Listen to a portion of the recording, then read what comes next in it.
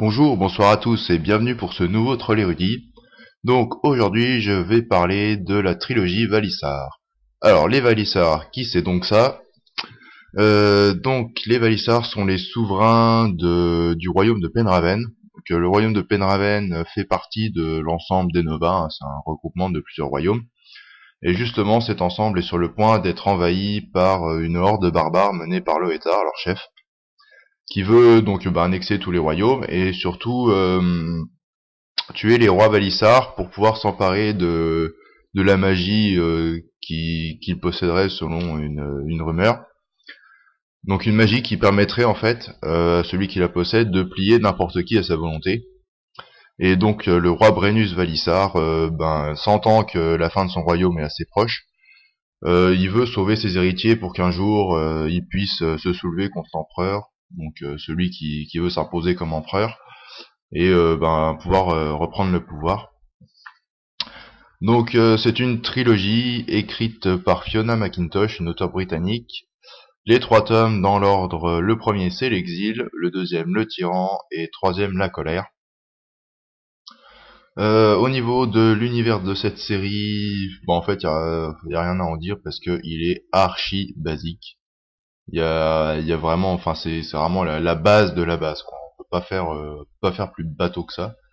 Donc bon, je vais pas m'attarder dessus. Il y a vraiment rien de spécial à en dire. Au niveau de l'histoire, l'histoire elle est quand même très intéressante. Surtout, l'une des bonnes choses, c'est que il y a très peu de temps mort, hein, on s'ennuie vraiment très rarement.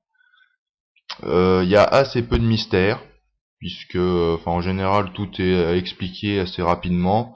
Mais bon, il y a quand même du suspense et de l'action régulièrement, donc voilà, ça porte bien le récit quand même. Par contre, un petit bémol au niveau de l'histoire, c'est qu'il y a un moment où il y a une brève apparition du monde contemporain. Moi, je suis assez réfractaire, hein, je l'ai dit à ce niveau-là, mais bon, au final, ça a pratiquement aucune importance sur le déroulement du récit et ça reste assez bref, donc bon, c'est pas aussi gênant que ça a pu l'être dans les chroniques de Nightshade là, par exemple. Bon, disons que sur le coup, c'est pas très agréable, du moins de mon point de vue, mais ça s'oublie assez vite, donc ça. Pour les personnages, alors là, on touche vraiment au gros point fort du bouquin. C'est les personnages donc qui sont vraiment très intéressants, avec vraiment leur personnalité bien à eux, mais surtout, le grand intérêt, c'est qu'ils peuvent évoluer de manière complètement inattendue. C'est-à-dire que, en général, un personnage qui est gentil au début le sera jusqu'à la fin, un méchant au début, il va être méchant jusqu'au bout. Là, pas du tout. Quelqu'un qui est gentil au début, ça peut devenir un vrai couillon par la suite. Quelqu'un qui est méchant au début, il peut devenir gentil ou presque. Enfin bref, il y a plein de persos, tant les héros que les méchants, que les personnages secondaires. Enfin bref, ils peuvent tous prendre des chemins qu'on les voyait pas emprunter au début. Et donc ça c'est vraiment sympa parce que ça change un peu du classique, quoi. En général, on a vraiment l'habitude que les personnages aient un rôle très figé, et bien là, pas du tout. Leur statut peut complètement changer d'un tome à l'autre. Et pour moi, c'est vraiment ça une grosse partie de l'intérêt de l'histoire, c'est justement de voir de quelle manière chaque personnage va évoluer. Autre particularité aussi, c'est que en général, dans la plupart des séries, les personnages principaux et même les personnages secondaires, mais qu'on retrouve vraiment tout du long, ils sont quasi invulnérables. C'est-à-dire que même s'ils se battent à 1 contre 250, ils en sortent avec au pire le petit doigt cassé. Là non. Il y a des personnages qui sont, bon, c'est pas les personnages vraiment principaux, c'est pas les piliers de l'histoire, mais c'est des personnages qu'on voit quand même régulièrement. Et ils peuvent très bien mourir comme ça subitement. C'est l'auteur, elle a pas de scrupule à sacrifier les personnages. Alors qu'en général, ils restent à peu près jusqu'à la fin du récit, sauf bon, en général, on a quand même dans le lot un martyr qui finit par canner au bout d'un moment parce que bon, voilà, il faut bien respecter les quotas. Mais là non, là vraiment, il y a des personnages qui peuvent mourir de manière brutale et vraiment sans qu'on s'y attende, quoi. Donc au bout d'un moment, on finit par s'attendre à ce que tous les personnages finissent par crever au détour d'une rue. Et voilà, moi je trouve ça vraiment sympa. Bon, pas sympa pour les personnages évidemment, mais voilà, je veux dire pour l'histoire en elle-même, je trouve que ça rajoute vraiment un plus.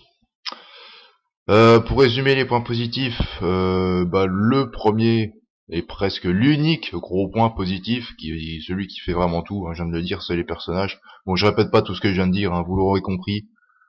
Pour moi, si cette série est intéressante, c'est vraiment grâce à ces personnages. Bon, deuxième point positif quand même, qui est sympa aussi, c'est que le récit diffère un petit peu de l'habituel. On a 3 pecnos contre le reste du monde, histoire de sauver la planète de l'apocalypse. Là, bon, même si ça y ressemble au début, hein, ça ressemble un peu voilà, il y a les gentils qui doivent se débarrasser du grand méchant. Bon, au final, ça tourne plus à la lutte de pouvoir entre les héritiers du trône. Donc voilà, ça change un petit peu. Je dis pas que c'est la seule série qui se base là-dessus,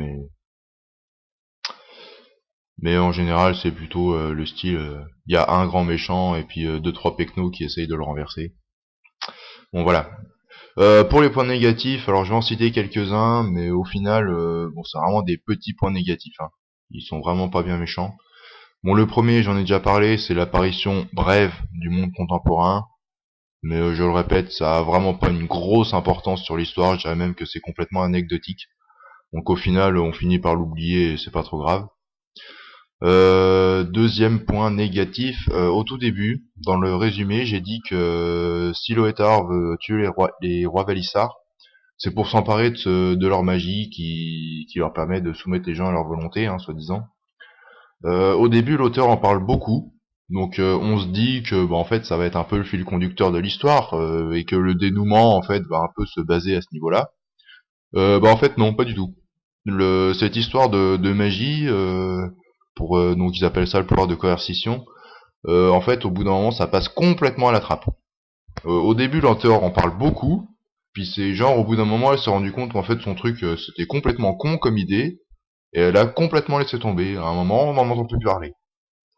Donc voilà, je trouve que c'est vraiment dommage. Au début, ça a l'air vraiment d'être un point essentiel du récit, et au final, on en a absolument rien à foutre.